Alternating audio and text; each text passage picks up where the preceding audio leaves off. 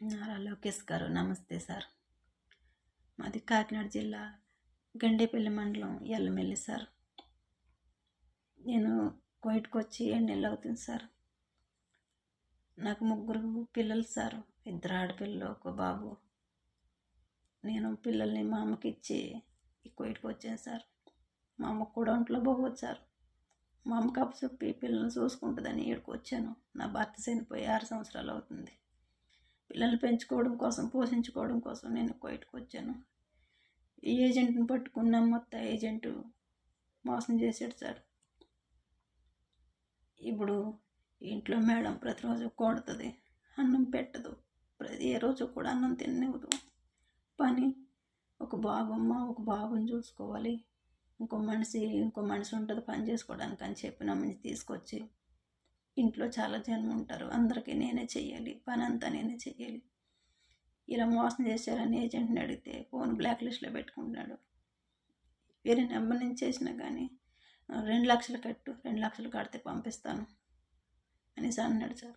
మా అమ్మకు ఒంట్లో బాగాలేదు, నేను వెళ్ళిపోవాలి అనేసి అంటే, మేడం నిన్ను ఇక్కడ చంపేస్తాను కానీ ఇంటికి పోనివ్వను అని అంటుంది సార్. వెళ్ళి సార్, నిన్ను అక్కడే ఉంటే చంపేస్తారు సార్, నా పిల్లల్లో నన్ను కలపండి సార్, నా పిల్లల దగ్గరికి నన్ను పంపించండి సార్.